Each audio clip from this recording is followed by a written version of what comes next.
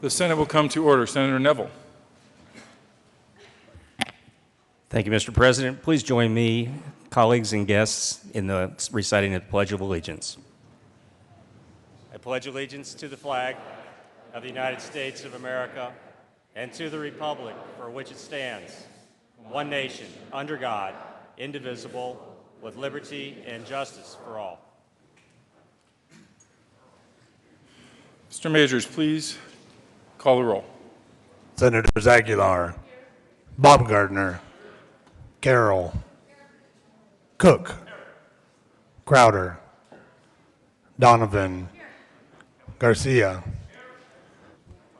Grantham, Guzman, Heath, Hill, Hodge, Holbert, John, Johnston, Jones, Kafalis, Kerr, Lambert, Lundberg, Marble, Martinez-Humenic, Merrifield, Neville, Newell, Roberts, Scheffel, Scott,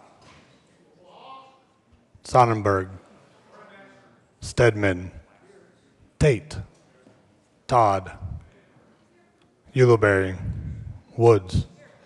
Mr. President. Here, with 35 present, 0 absent, 0 excused, we have a quorum. Senator Holbert. Thank you, Mr. President. I move that the reading of the journal for Friday, January 22nd be dispensed with and the journal be approved as corrected by the Secretary. You have heard the motion. All those in favor say aye. Those opposed, no. The motion is adopted and the journal is approved. Senate Services. January 25, 2016, correctly put into Senate Joint Resolutions 4 and 5, correctly engrossed Senate Joint Resolution 5. Message from the House. January 22, 2016, Mr. President, the House has adopted and returned to with Senate Joint Resolution 5.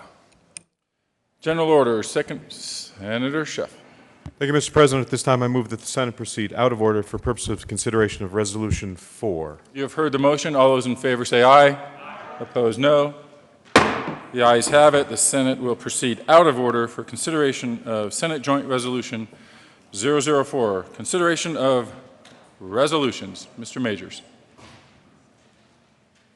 Senate Joint Resolution 4 by Senator Sonnenberg and Representative Becker J. concerning the designation of January 25, 2016 as Colorado 4-H Day.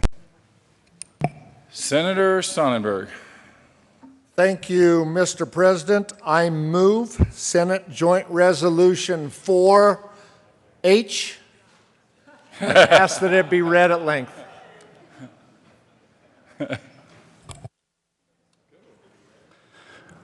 Whereas the Colorado 4-H Youth Development Program is founded on the notion that youth are a vital resource for ensuring a better future and that assisting youth as they prepare for the future is the 4-H program's central mission. And whereas the Colorado 4-H program is an integral part of Colorado State University Extension and is fundamental to the land-grant university mission. And whereas more than 110,000 Colorado youth, with the guidance of nearly 12,000 adult and youth volunteer leaders, currently contribute to their communities and gain practical experience in workforce preparation and career exploration through their 4-H projects and activities. And whereas the Colorado State University Extension 4-H Youth Development Program has engaged AmeriCorps members in providing service to Colorado youth through the Science, Technology, Engineering, and Mathematics out-of-school time program that will contribute to increased likelihood of high school graduation. And whereas Colorado 4-H returns $45 million annually to the Colorado economy and adds $31 million in volunteer time, resulting in a tenfold return on investment over the cost to conduct the program. And whereas a decade-long longitudinal study of positive youth development showed that compared to their peers, youth involved in 4-H programs are 4 times more likely to make contributions to their communities, 2 times more likely to be civically active, 2 times more likely to make healthier choices, and 2 times more likely to participate in science, engineering, and computer technology programs during out-of-school time. And whereas participation in 4-H in Colorado is open to youth between the ages of 5 and 19 from all economic, social, and cultural backgrounds, now therefore be resolved by the Senate of the 70th General Assembly of the State of Colorado, the House of Representatives concurring herein, that we, the General Assembly, salute the Colorado 4-H program in its efforts to prepare Colorado's youth for the future, providing a wealth of opportunities for young people to acquire decision-making, leadership, and communication skills, as well as a host of other life skills in a hands-on, friendly learning environment. Commend the Colorado State University Extension for its work in supporting the mission of the Colorado 4-H program. Recognize the invaluable contribution of the thousands of adult volunteers whose efforts enhance the 4-H experience for Colorado youth, and encourage young people in Colorado to get a head start on life by participating in 4-H activities. Be it further resolved that the General Assembly hereby declares this day, January 25th, 2016, Colorado 4-H Day, in recognition of the 4-H program's efforts on behalf of Colorado's youth. Colleagues, please be seated. Senator Sonnenberg. Thank you, Mr. President.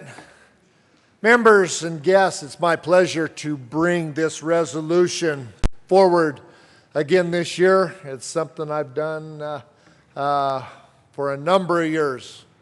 I'm actually a proud 4-H'er myself. I would argue that much of what I have learned in 4-H has led me to where I'm at today. The responsibility, the work ethic, the meeting deadlines, and as I talked with the members earlier, or talked with the 4-H members earlier, even that silly record book helped me get where I am today. That responsibility is important. What 4-H does for these youth, and more importantly, what these youth do for the state of Colorado, is appreciated. The volunteer hours, the things that they learn that they will carry on to adulthood is recognized and, quite frankly, cherished. With that, thank you for being here, 4-H'ers. Members, thank you for your patience and understanding and your thoughtfulness as we work on this resolution. Thank you for the opportunity to present this again. Thank you, Senator Sonnenberg. Is it too late for Senator Scott to join 4-H? The meeting of the deadlines thing sort of intrigued me. Showing up to things, attendance, things like that. Senator Sonnenberg. Thank you, Mr. President. Indeed, it is a little late for Senator Scott to learn those responsibilities and requirements that we learned in 4-H, but we will still have our 4-H groups work with Senator Scott to educate him on the proper role of timeliness. There is hope. Senator Crowder. Thank you, Mr. President. I do stand in support of SJR 16004. This one line, this is very well written. Encourage young people in Colorado to get a head start on life by participating in 4-H.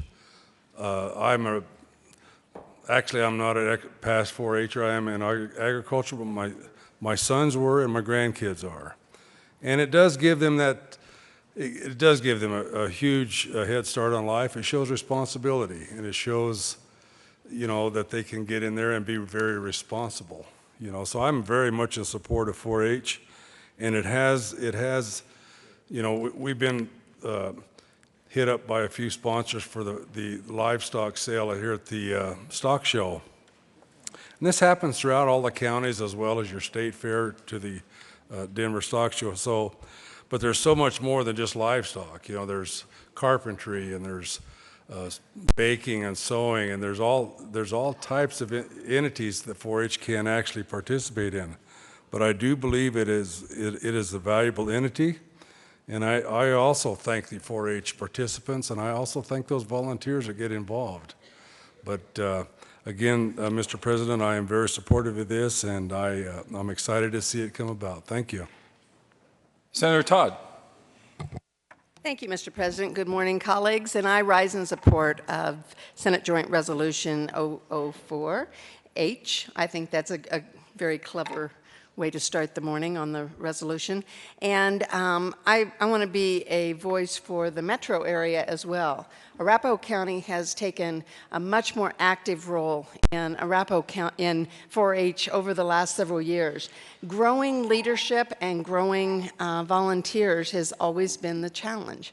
So I want to really applaud the adults that are working with our youth because, again, it takes a lot of time, it takes a lot of effort and sacrifice, and it's a great investment for our youth. So 4-H is an organization about building character. It's not restricted to where students live or what activities they're involved in because it's a wide variety, and many of the 4-H students in Arapahoe County have really taught me along the way some of the great things and great projects that they've been involved with, whether it's government or any of the work that they've done with animals, with working on any of the domestic as well as working on preparing them for the future to be great leaders. So again, I rise in support and thank you for bringing it forward, Senator. Is there further discussion? Senator Woods. Thank you, Mr. President. I too rise in support of Senate Joint Resolution 4-H. I am a proud 4-H'er from Routt County when I was a child. I want to give a shout out to the mountain 4-H clubs. We showed steers up there. We did the other projects that the senator from Southwest Colorado talked about. And we talk a lot in this chamber and in this building about the things we do for the kids, and rightfully so. 4-H is a program about what the kids do for Colorado. So thank you to all of you who are here this morning. Thank you to the leaders who stand with you, take you to all of your meetings and your events, and thank you for bringing this resolution. Senator Marble. Thank you, Mr. President. I stand in support of Senate Joint Resolution 16-004H. I think this is an absolutely fantastic day. We have you here showing us the baseline for what we have to look forward into in tomorrow's leaders. One of my aides or interns is a 4-H member, and he is absolutely fantastic. And I just want to let you know that it's so important what you learn in 4-H and how it sets the groundwork for the rest of your life. And if you can't learn your life's lessons in 4-H, then it's just not worth learning. So you guys keep doing the great job you're doing. We appreciate you. We cannot believe the diverse atmosphere of education that goes on in 4-H and everything that it encompasses in life. I can't wait to meet you one-on-one after we adjourn, and I hope you stick around because I want to thank you so very much for being a member of one of the most important groups that there is in Colorado today. Thank you. Senator Kafalis. Thank you, Mr. President. Good morning, colleagues. I too rise in support of this resolution and want to acknowledge and honor the young people that are here as part of 4-H. I also want to acknowledge the role that Colorado State University, which is the main campus, of course, is based in Fort Collins, as a land-grant institution, and with its extension services, we have a very vibrant 4-H program in Larimer County. And one particular program that I think deserves mention for the record is the collaboration with AmeriCorps to make sure that we're reaching around the state to encourage students to participate in education, STEM education, science, technology, engineering, and math. So a shout out to the young people that are here, to CSU and all the good work that's happening around the state. Thank you. Is there further discussion? Senator Sonnenberg. Thank you, Mr. President. Would you prefer we vote and then have these young people stand up, or would you prefer I go ahead and ask them to recite that 4-H pledge so they can, so the members of this great chamber can understand their dedication? Why don't we conclude the responsibilities part, and then we can have the festivities. Thank you, Mr. President. I renew my motion for for Senate Joint Resolution 4H. Is there further discussion? Seeing none, are there any no votes? With 35 ayes, 0 noes, 0 absent, 0 excused, Senate Joint Resolution 4H is adopted. Senator Sonnenberg. Thank you, Mr. President. I move the morning roll call be added as co-sponsors. Is there objection? Seeing none, the morning roll call will be added as co-sponsors. The Senate will stand in a brief recess. Senator Sonnenberg. Thank you, Mr. President. 4-H members in the gallery and on the floor, would you please rise with me and do the 4-H pledge with me? I pledge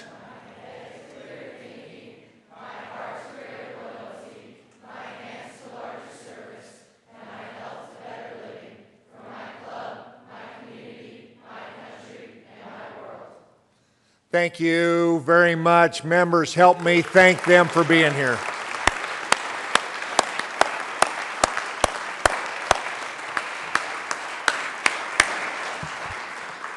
Colleagues, we'll stay in a brief recess so that we can greet some of the guests that have joined us on the floor today.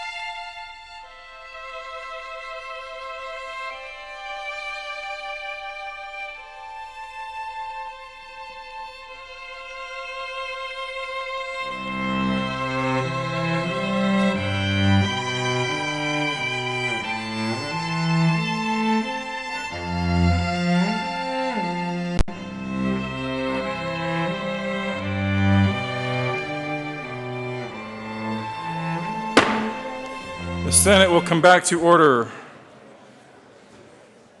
General orders, second reading of bills, consent calendar.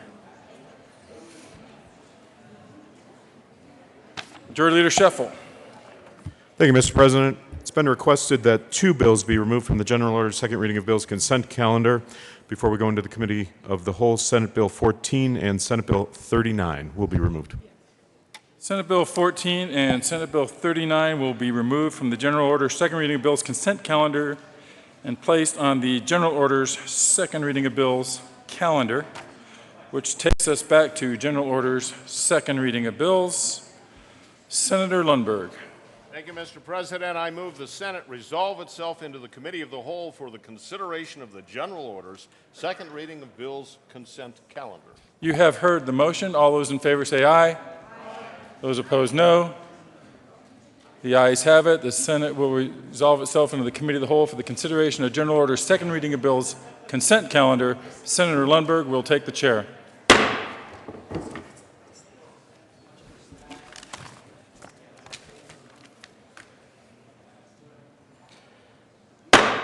The committee will come to order, and the coat rule is relaxed. Mr. Majors, would you please read the titles to all the bills listed on the consent calendar?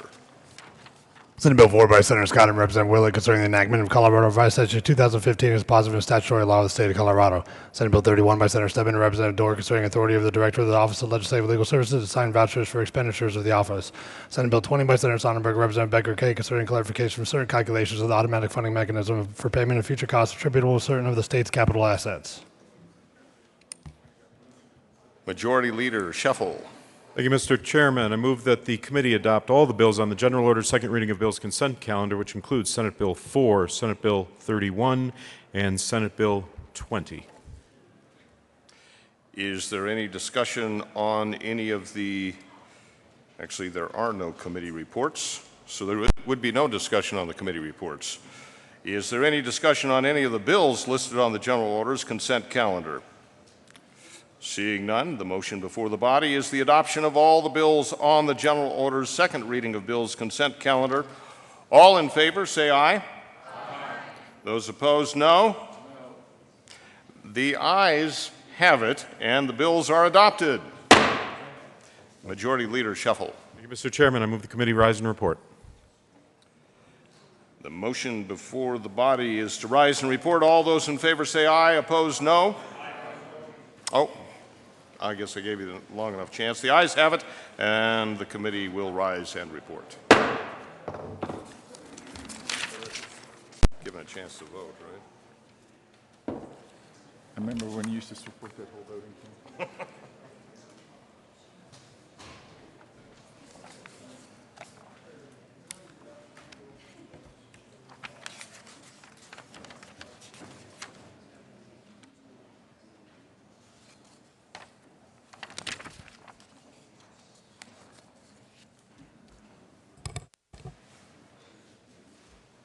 You guys have the report?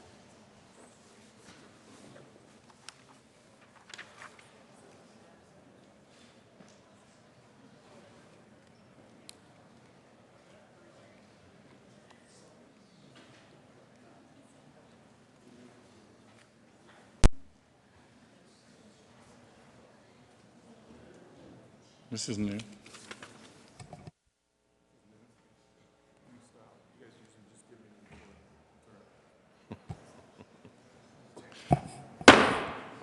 The Senate will come back to order. Senator Lundberg. Thank you, Mr. President. The committee has met and had a number of bills under consideration. Mr. Majors, would you please read the report? January 25th, 2016, Mr. President, your committee of the whole brings reports out of consideration of the following tax bills, being second in the reading thereof, makes following recommendations thereon. Senate Bill 4, Senate Bill 31, Senate Bill 20, passed on second reading in order to gross place on the counter for third reading and final passage. Senator Lundberg. Thank you, Mr. President. I move for adoption of the report. Is there further discussion? Seeing none, the motion before the body is the adoption of the report of the Committee of the Whole. Are there any no votes? With 35 ayes, 0 noes, 0 absent, 0 excused, the Committee of the Whole report is adopted. Senate Bill 16-004, Senate Bill 16-031, Senate Bill 16-020 passed on second reading and ordered engrossed and placed on the calendar for third reading and final passage. General orders, second reading of bills. Senator Lundberg. Thank you, Mr. President. I move the Senate resolve itself into the Committee of the Whole for the consideration of the general orders, second reading of bills calendar. You've heard the motion. All those in favor say aye. Aye. Opposed, no. The Senate will resolve itself into the Committee of the Whole for the consideration of general orders, second reading of bills. Senator Lundberg will take the chair.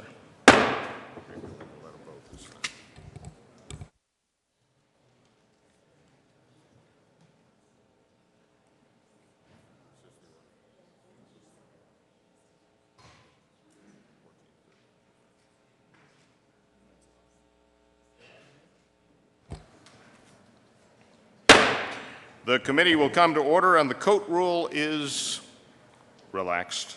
Mr. Majors, would you please read the title to Senate Bill 22? Senate Bill 22 by Senator Martinez Huminick and Representative Pedersen concerning removing certain limitations on the pilot program to mitigate cliff effect for low-income families who are working and receiving child care assistance. Senator Martinez Huminick. Thank you, Mr. Chair. Colleagues, this bill is legislation for a technical fix to legislation that passed in 2014. I move Senate Bill 22. Thank you, Senator Martinez Huminick. Is there any other discussion? Seeing none, the motion before Senator Neville.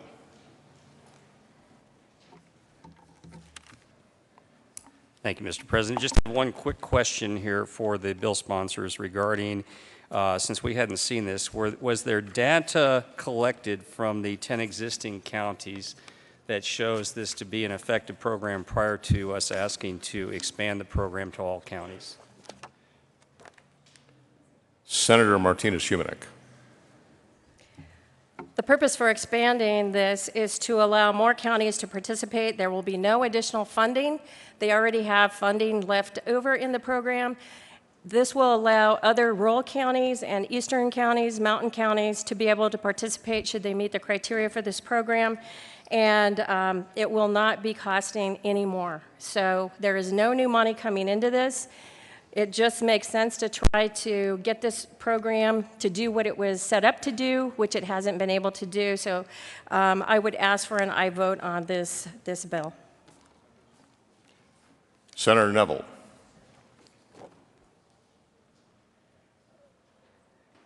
I guess I'm trying to get that question answered. Was there data showing, if there wasn't, that's fine. If there was no preliminary data from the 10 counties showing that this has been a successful pilot program and it can be actually cost benefited, that's the question. Senator Martinez Huminick. My apologies, Senator colleague. The reason that we do not have good data for this is because there weren't enough original counties under the 10 limit cap that were able to participate due to a number of factors. People that were there that could have participated ended up moving to other counties, so they weren't able to collect that data but for a very short time. This will actually give an opportunity to collect the data that is needed to see if this is a successful program. And we need better data to be able to have a broader cross-section of families experiencing this cliff effect and the modifying behavior. So again, I would ask for your favorable support on this bill. Senator Aguilar. Thank you, Mr. Chair. Members, we heard this in Health Committee last week, and it's a great program that has not had enough lives enrolled and yet to see how successful it might be, so I'd urge your support.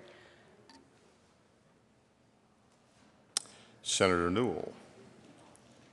Thank you, Mr. Chair. I just also wanted to rise in support of Senate Bill 22. The program is completely optional for the counties. And there are counties, particularly in the rural areas, that want to participate in the pilot project. And so in extending this, it doesn't add any more dollars, but it does provide additional opportunities for those counties that choose to do it. And it certainly helps economically for those families in those counties. Thank you. Senator Kafalis. Thank you, Mr. Chair. I just want to add a point or two to this discussion. One is that the original bill was passed, I think, in 2012, so there hasn't really been a lot of time to look at analyzing those counties that did participate in the pilot program. The basic goal here is we all know, or many of us understand, that the cliff effect is a real issue for working families that are striving to become more financially secure. So as families are working and they're making more money, typically that'll cause them to fall off the cliff. And this was about allowing counties, optional, to come up with innovative, creative ways to help that, rather than falling off a cliff, transitioning off a cliff, so that ultimately these families with children can be more financially secure. And this is just saying that more counties can participate if they choose. And it also takes away the issue of a 2-year requirement on a pilot. So it creates more flexibility for the counties to have success. Thank you. Senator Martinez-Humanick. Thank you, Mr. Chair. This bill was meant to ensure that people don't have to refuse a pay increase in order to maintain child care. And right now, we don't have the geographic diversity that we need in order to be able to understand how the cliff effect is being experienced by all of the counties throughout the state. The 10 counties that applied and were approved to participate were Arapahoe, Douglas, Eagle, El Paso, Grand, Jefferson, Ouray, Routt, San Miguel, and Summit County. And we have 64 counties in our state. To be able to get data that we need to see how this is affecting all of our citizens across the state, we need to support this bill. So again, I ask you to support Senate Bill 22. Senator Crowder. Thank you, Mr. Chair. You know, I did hear this in committee, and the reason I supported it, you just heard the list of the counties that were read off that the pilot program is in, but what you did not hear is rural Colorado is in this. So I felt that it was important that rural Colorado should have the same chance for this, to see it, if we can collect that data, to see exactly what it can do. Because if you look at it, this is just a short period pilot program. So I felt that this would benefit rural Colorado, because without it, we will not know. But I do believe that there's a possibility that we could get some benefit from this. And since the physical note was 0, I felt that it was important to support it. Thank you. Senator Martinez-Humanick. And just to follow up, unintentionally, by capping the number of 10 counties, we have tied our hands in order to be able to get the information that we had requested when the bill was originally passed. Is there any further discussion? Senator Woods. Thank you, Mr. Chair. I appreciate what the purpose of the pilot program was, but I don't understand expanding a pilot program without the data. I'm just wondering if it makes sense for us to expand a program that we don't have the data to show that it's working. So I think I'm going to be a respectful no vote. That's my concern. Senator Stedman. Thank you, Mr. Chairman. Colleagues, I rise in support of Senate Bill 22, and I realize that we're debating expanding a pilot program that has only gone a short distance. And yet we know we can expand this program without any additional state resources. And let us not lose focus of what the program is trying to help with. This cliff effect, as it's described, is something that low-income families, particularly single women with children, experience when they are accessing public assistance for child care. And by putting your kids in the child care program, mom's able to go to work, but then at work, if she gets a raise, if she gets to work overtime, if somebody needs her to pick up an extra shift, she's at risk of losing her child care because she's getting a dime an hour more in salary, or because she was asked to work overtime and earned extra money. And because of that, she loses her child care assistance. And as a result of that, she's not going to be able to work. The problem this bill is trying to fix is very real, and we see people churning off and on of this program because of this cliff effect of all or nothing. You know, either live in poverty and have child care, or do a few things to take care of yourself and lose your child care and you're set back even further than when you started. That makes no sense. Can we figure out the right strategies to assist families in this situation? That's what this pilot project makes available to counties across the state. And they're finding some success, and yet this is still an early experiment. Is that a reason to say no to allowing additional counties to experiment? I think not. I think we should do everything we can to help these families succeed. And this bill and expanding the pilot program to counties that weren't lucky enough to get in the first round is a small step forward to at least do something to address a problem that we know is very real. Is the solution perfect? Is it going to work? Are all the counties going to figure it out? Perhaps not, but hopefully some do, and they start to model best practices for others so that we can address this problem. I'll be a strong yes vote on Senate Bill 22. Is there further discussion? Seeing none, the motion before the body is the adoption of Senate Bill 22. All those in favor say aye. Aye. Those opposed, no. No. Well, the ayes do have it, and the bill passes. Mr. Majors, would you please read the title to Senate Bill 14? Senate Bill 14 by Senator Holbert and Representative Williams concerning the alignment of state mortgage originator disclosure laws with recent changes in federal law. Senator Holbert. Thank you, Mr. Chairman. I move Senate Bill 14 in the report of the Business, Labor, and Technology Committee. To the Business, Labor, and Technology Committee report, Senator Holbert. Thank you, Mr. Chairman. Members, we had one minor technical amendment in Senate Business, Labor, and Technology. There was a cross-reference to CFR 1002 and CFR 1003, and that amendment was adopted without opposition. Ask for an aye vote. Is there any discussion to the committee report? Seeing none, the motion before the body is the adoption of the Business, Labor, and Technology Committee report. All those in favor say aye. Aye. Those opposed, no. The ayes have it, and the report is adopted. To the bill, Senator Holbert. Thank you, Mr. Chairman. Members, Senate Bill 14 marks a very welcome milestone in the history of the state capitol and discussion of regulation of real estate finance, specifically mortgage originators in Colorado.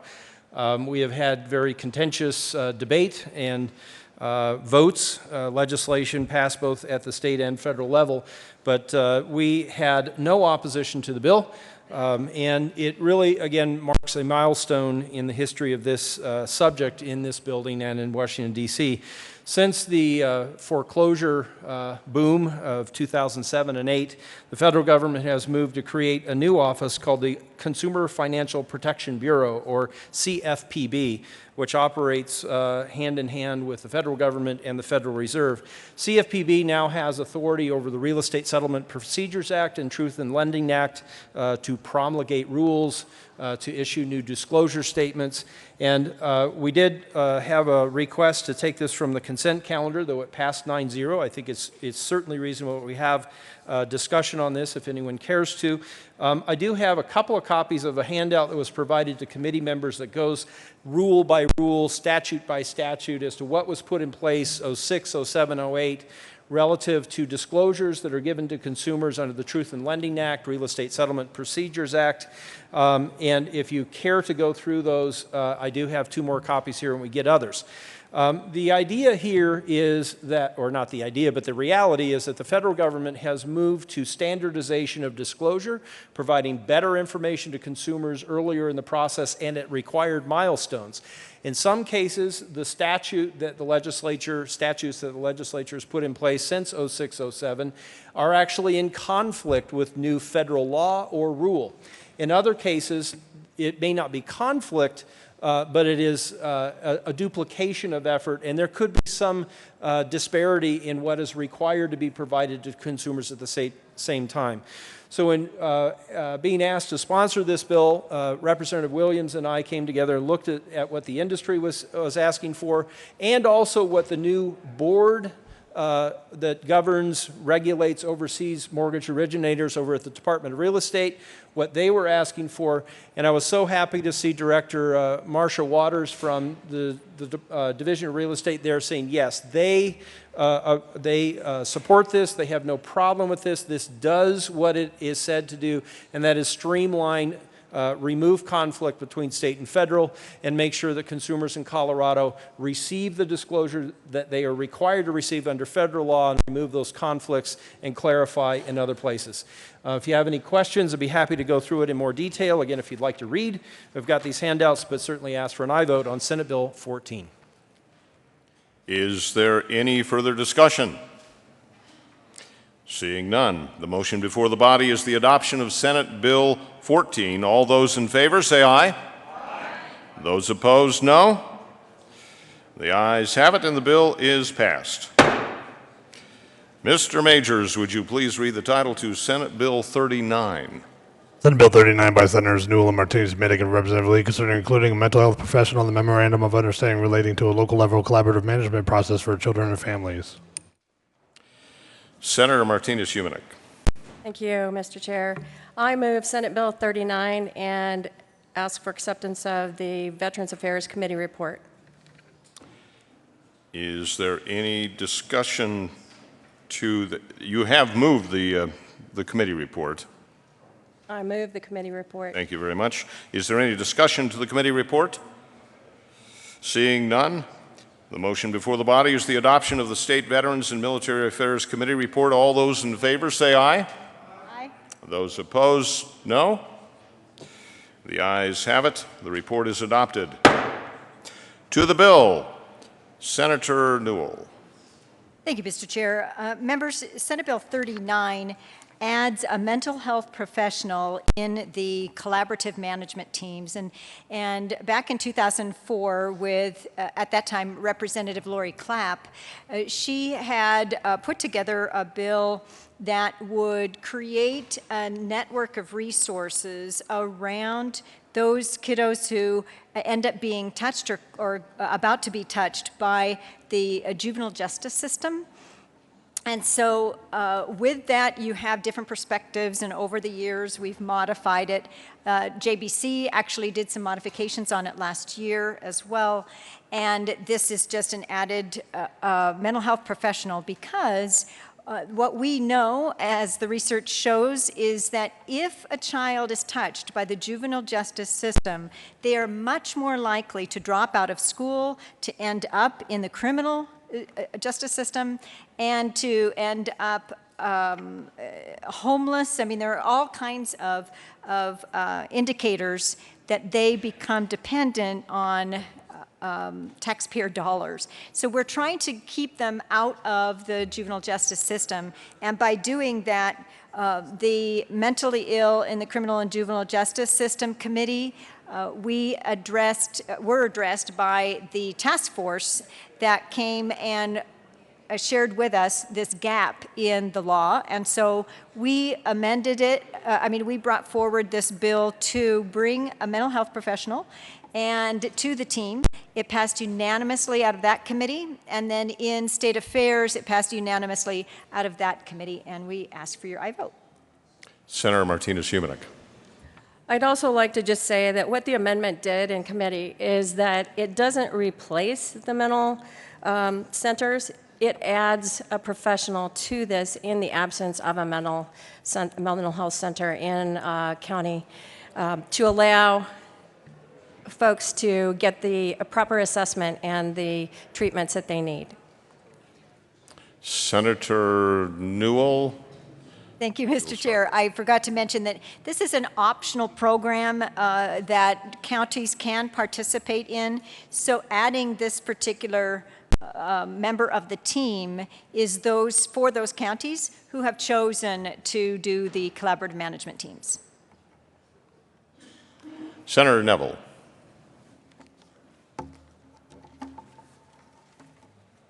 Thank you, Mr. President. I have three questions, basic questions for the sponsors, so I don't want to tie up everybody's time this morning. The first question is regarding parental input and choice, about who is the mental health professional that is going to be sitting down with their children. Do parents have an opportunity to review or interview that person, and do they have any input into the choice of that specific mental health professional?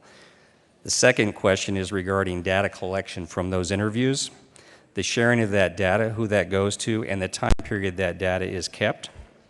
The third question is regarding any potential cost to the parents or the families, particularly if we're talking about psychiatrists and others who are usually very well compensated, who might be, is there any cost back to the parents or families? Thanks. Senator Newell. Thank you, Mr. Chair. What I can tell you, what I know about, these individual management teams have separate MOUs or memorandums of understanding with all of these entities. So I can't tell you from county to county the answer to the first two questions, because that would depend on the county. What I can tell you is that the cost to the families was worked on actually last year through the JBC, where there are dollars that are available from the state, and that's why the incentive for the counties to have these teams, to have these management teams. So no, there should not be any initial cost to the families for this particular interaction. The first two questions I can't answer because that'll be county dependent on their particular memorandums of understanding. Senator Neville. My question then for the bill sponsors, would you be opposed, or would you see it as a friendly amendment to allow parents to have the opportunity at least to interview and have some, at least some time and be involved in the choice of the mental health professional who would be sitting down and interviewing their children? Senator Martinez-Shimonik. Thank you, colleague, for the question. For the counties that don't have a mental health center, they are going to be relying on mental health providers that might be at the local hospital, or a person that is actually in practice for themselves. And I don't know how the counties actually do the collaborative management. There is a group of people that are formed to actually be involved with families and children so that they can receive the comprehensive services that are available by the mental health center. I would assume that that would be the same with a mental health provider, that they're all working together, because the bottom line is we don't want to have our children and juveniles put into the criminal justice system, because once they're in that, very oftentimes there is a lengthy process to get them out of that system, and it is very costly to the taxpayers and to the citizens of Colorado. If they can get the help that they need, and the parents can be involved, which is what is encouraged either way, then this is going to be a benefit to the juveniles and children of our communities and the counties who do not have mental health centers but need this additional mental health provider involved in the collaborative mental health decisions that are made along with the other folks in the group. Senator Newell. Thank you, Mr. Chair. To the request about an amendment about parental input, it is my understanding that that is already occurring with these. However, I would prefer if we could do that maybe in the House, since this is the first chamber, without talking to our stakeholders, without talking to the task force members who have the real life experience of these. I would hate to do something on the fly, but I'd be happy to help with that in the House. Senator Martinez-Shimonik. And I echo that concern. We have 34 members on the task force, the Mental Illness and the Juvenile Criminal Justice Task Force. They come from all backgrounds, and they're from all over the state. And they are the ones that came and said that this was a gap that was missing. And their task is to try to see how we can make things better for our young people, our children, And this was something that they felt was very, very important to be included. And to add something without being able to talk to them and the other stakeholders, I think at this point in time would probably not be recommended. Senator Newell. Thank you, Mr. Chair. And one of my concerns would be that I don't want to put anything in here that would delay the process for the children or the families. And so I just want to make sure that it would be worded appropriately. And it is my understanding they're already doing that when they can, although some of these youth don't have parents. Some of them have foster parents. So I just want to make sure it's done the right way. So I would prefer, if we can, to do that in the House once we get feedback. Is there further discussion? Senator Lambert.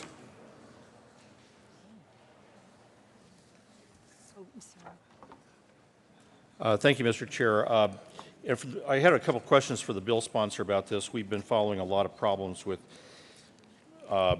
mental health, psychiatric treatment for youth. And I guess my first question is, I think there were two major audits, one in Department of Youth Corrections that identified a lot of abuse of medications, the medicative process, and also there was a pretty daunting audit about the overuse of psychotropic medications in the Division of Child Care. And especially with foster children, we're getting medicated about 10 times the rate of the normal population. My first question is, and we will have a follow-up, Mr. Chair. My first question is, how does this, or does this address those problems? Because it sounds like this is sort of the start of the leading edge of a communicative process that is trying to engage mental health professionals, but the system we have now is, frankly, it seems like it's broken in those areas. So is this going to help those problems of over-medication in some of these areas that have been addressed as a nationwide problem? Is this going to address it here in Colorado? Senator Newell. Thank you, Mr. Chair. I wholeheartedly agree it is a serious problem nationwide. However, what the collaborative management teams do is to prevent them from getting into DYC. It is before, hopefully, they're getting into DYC so that they don't end up in the juvenile justice system. So it should not pertain to that. Senator Lambert. Thank you, Mr. Chair, and thank you, Senator. But the other half of my question was they're actually in process with the Division of Child Care, which I would think would be an input of working with a lot of children that are getting medication already within the Division of Child, I guess it's Division of Child Welfare is what I'm talking about, not child care. But within the Division of Child Welfare, that's where they had a major audit, and I'm wondering if this works toward any of the compliance activities from that audit to help prevent this over-medication of children that could also be a problem, either pro or con, for their behaviors that might lead to a criminal justice situation. Senator Newell. Thank you, Mr. Chair. I see where you're going. The idea behind this is to have a kid gets into trouble, and they end up going before or getting sent to a juvenile assessment center, and that's where the collaborative management team comes in. So to have a mental health professional look at what are the behaviors that got the kiddo there in the first place, then that does help and hopefully help with that issue, to make sure that we are not putting kiddos into a juvenile justice system just because they have a mental health disorder or that they have a behavioral or a substance abuse issue, or it's just to have another set of eyes to help, from a professional set of eyes, to make sure that they don't end up in DYC. Senator Martinez-Shemanek. I also just wanted to state that the MOUs currently include representatives from local judicial districts, the health department, the local school districts, community mental health centers, behavioral health organizations, youth corrections, domestic abuse programs, and managed service organizations that provide alcohol and drug treatment. All this bill is asking for is just to add that other mental health professional, because we do want to have these kids get the care that they need, and if they don't need the medication, that can be assessed on a per case basis. Every child is different. The main thing is we're trying to keep these kids out of the criminal justice system by allowing this management team to, as a group, assess that young individual and make a determination as to what needs to be done moving forward to help them. Senator Lambert. Thank you, and thank you to the senator for that explanation. I guess I've got two concerns, because you're talking about other eyes on this. The audit has already identified some major problems that the department is supposed to be alleviating in their management plan. They're already providing attention to this. I'm wondering where these divisions of responsibility lie. If this is a sort of a catcher's mitt to say we're going to catch the things the Department of Human Services has missed, then I think we need to fix the Department of Human Services, like the audit suggested we do.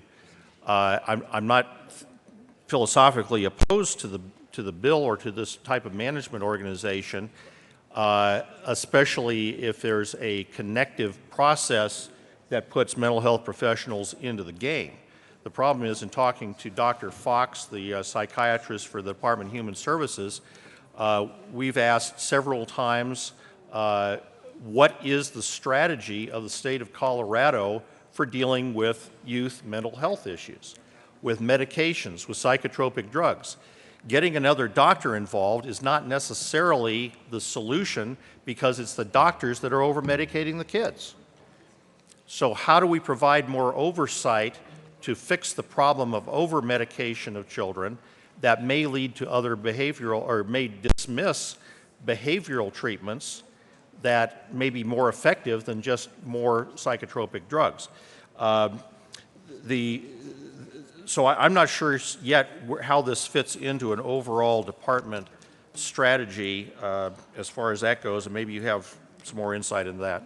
The other question is, it seems like you're trying to fill some gaps where providers, it implies providers are not available.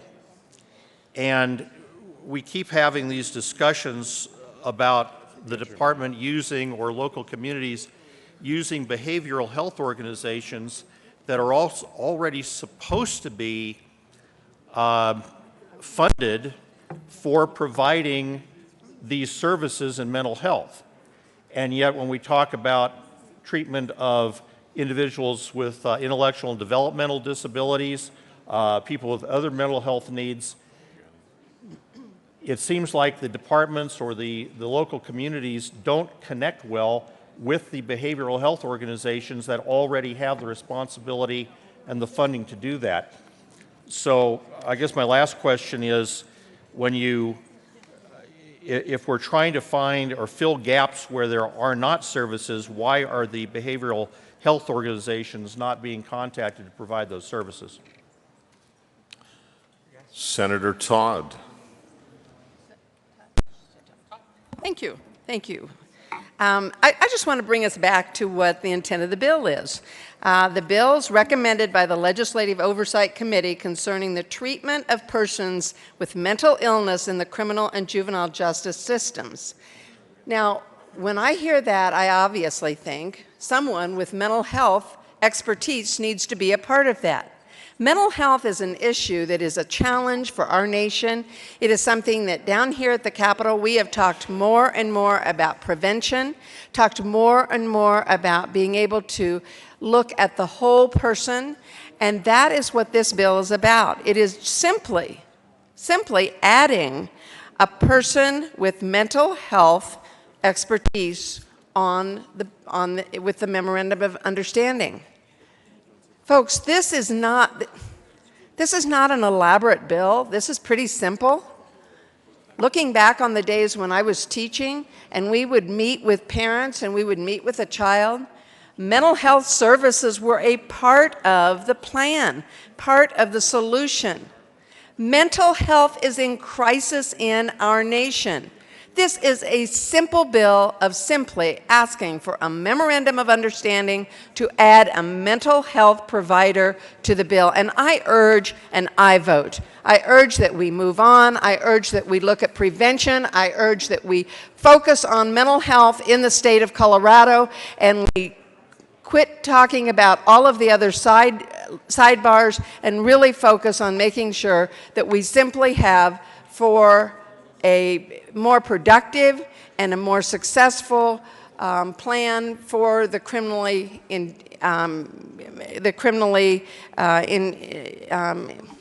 what's the word I want to use? Criminally challenged with mental illness. Please, let's move forward. Let's vote yes on Senate Bill 39 and continue focusing on mental health for the state of Colorado. Thank you. There is an amendment on the desk. Mr. Majors, would you please read amendment number 2? Amendment L002, Senate Bill 139 by Senator Neville, amend printed bill, page 2, line 3, strike 1C and substitute 1C and add 1F, page 3 after line 24. Senator Neville. Thank you, Mr. President. I move Amendment 002 and ask for an aye vote. Please, to the amendment, Senator Neville. Thank you. It's a simple amendment, folks. I think we can move forward on this, at the same time offer some protection for parents and also involvement in a process that I think all of us believe that it's critical that parents play such an active role since they have their children at home. And the amendment basically says the memorandum of understanding created to this subsection must include a provision specifying that a child's parent or parents may be present at any meeting of the local level interagency oversight group that concerns that parent's child. I think this is hopefully you would look at this as a friendly amendment, the bill writers, obviously the sponsors, and urge an aye vote. Is there any discussion? Senator Newell. Thank you, Mr. Chair. Members,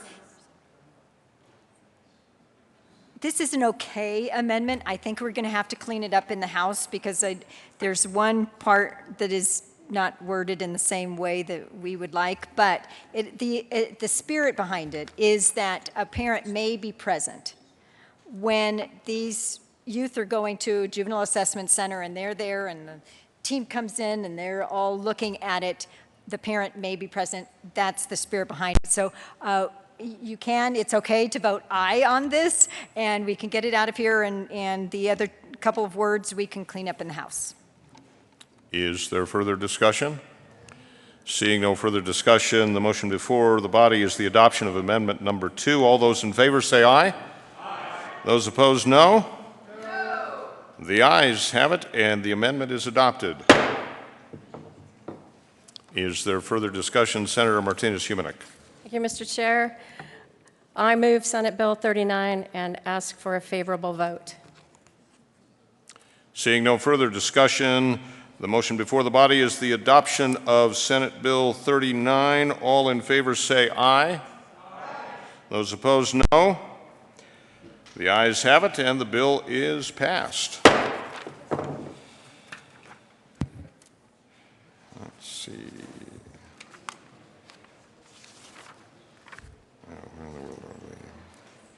Majority Leader Shuffle. Thank you, Mr. Chairman. I move the committee rise and report. The motion before the body is to rise and report. All those in favor say aye. Aye. Opposed? No. The ayes have it, and the committee will rise and report.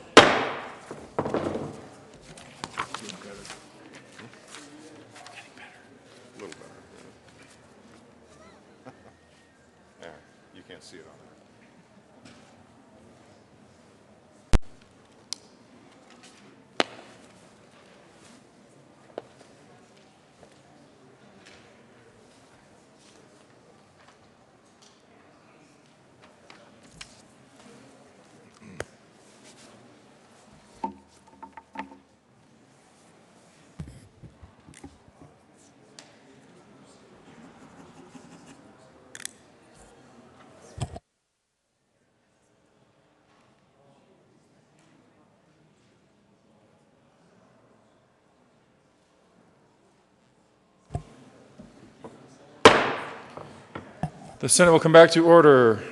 Senator Lundberg. Thank you, Mr. President. The committee has met and had a number of bills under consideration. Mr. Majors, would you please read the report? January 25, 2016, Mr. President, your committee hold based reports under consideration of the following tax bills being second reading thereof makes following recommendations drawn. Senate Bill 22, Senate Bill 14 is amended, Senate Bill 39 is amended, passed on second reading in order to gross place the calendar for third reading and final passage. Senator Lundberg. Thank you, Mr. President. I move for adoption of the report. You have heard the motion. Is there further discussion? Seeing none, are there any no votes? With 35 ayes, 0 no, 0 absent, 0 excused, the committee of the whole report is adopted. Senate Bill 22, Senate Bill 14 as amended, Senate Bill 39 as amended, passed on second reading and ordered and grossed and placed on the calendar for third reading and final passage. Consideration of governor's appointments.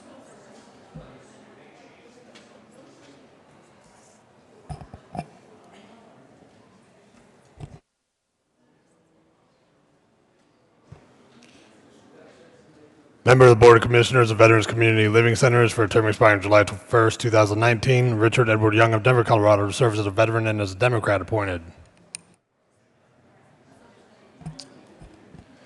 Senator Sonnenberg. Thank you, Mr. President. I move Richard Edward Young of Denver, Colorado to serve as a veteran on the Board of Commissioners of the Veterans Community Living Center.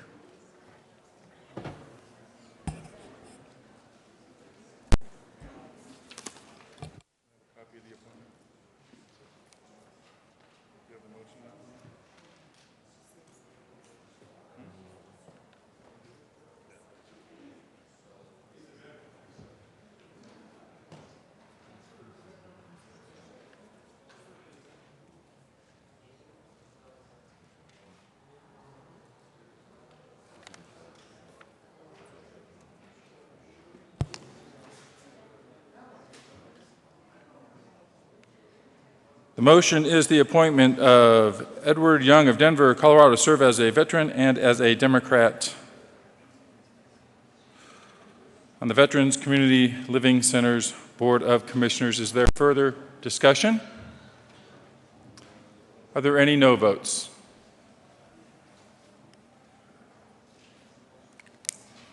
With 35 ayes, 0 no, 0 absent, 0 excused, Richard Edward Young of Denver is appointed.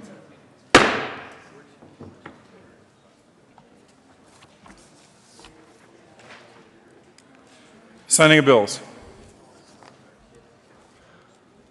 January 25, 2016, the President signed Senate Joint Resolution 5.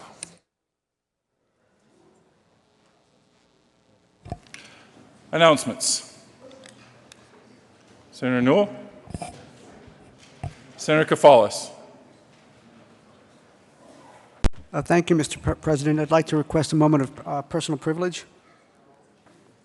Granted. Thank you, sir. Last fall, Newsweek magazine named Colorado Early Colleges in Fort Collins the #1 school in Colorado for college preparedness. Why? One reason is because students from Colorado Early College graduate from high school with their associate degree.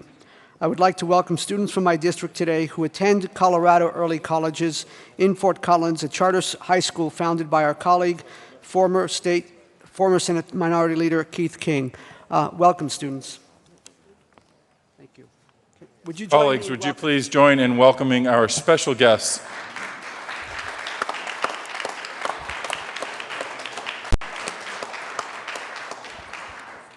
We will waive the $5 fine. Senator Newell. Thank you, Mr. President.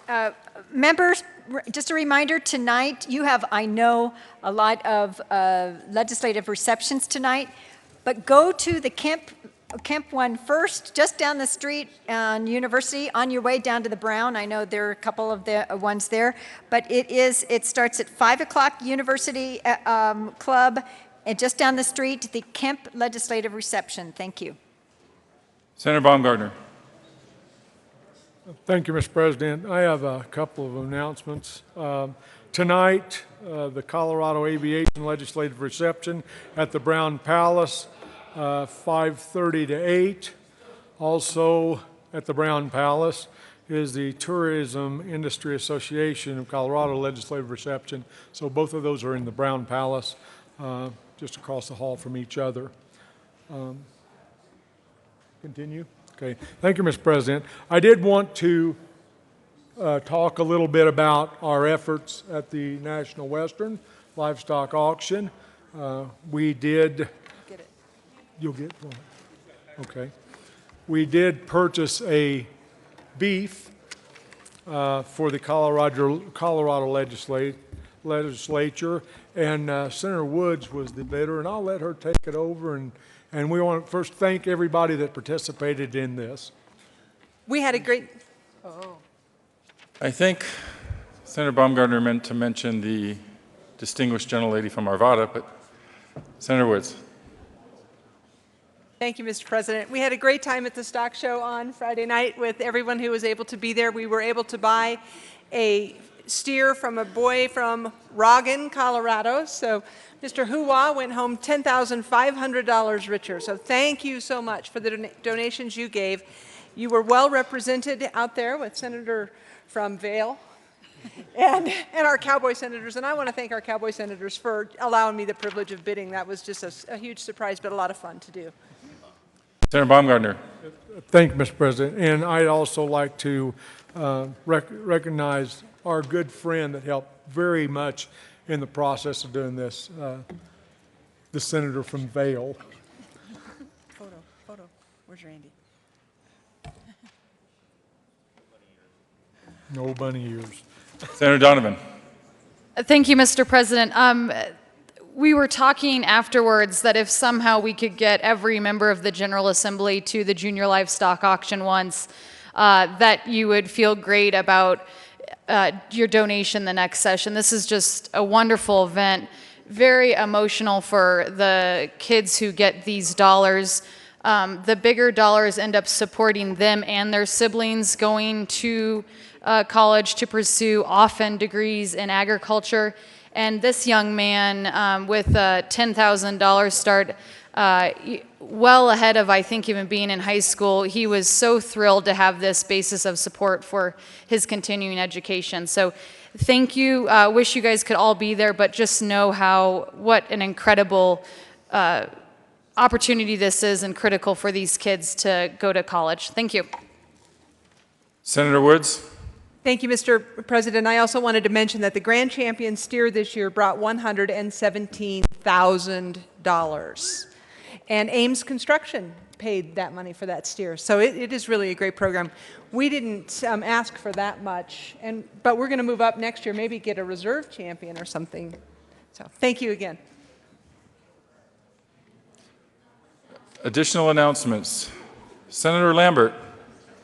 Thank you. JBC will be meeting right after adjournment over the JBC area, but then we will be coming back to the Capitol at 1:30 to talk to State Military Veterans Affairs, to your joint meeting, and bring your little red books. Senator Stedman, back me up. Your red books, okay. So we'll be talking about state affairs and, well, both Department of State and Department of Military Veterans Affairs. Then the JBC will be going back into session later this afternoon. Thank you. Senator Crowder. Thank you, Mr. President. Veterans Caucus today, HCR 112, 12 to 1. Thank you. Message from the House. January 25th, 2016, Mr. President, the House has adopted and returned with Senate Joint Resolution 4. Additional announcements. Majority Leader Scheffel. Thank you, Mr. President. In the absence of further announcements, I move the Senate adjourn to 9 a.m. Tuesday, January 26th. You have heard the motion. All those in favor say aye. Aye. Opposed, no. The ayes have it. The Senate will be adjourned until 9 a.m. Tuesday, January 26th.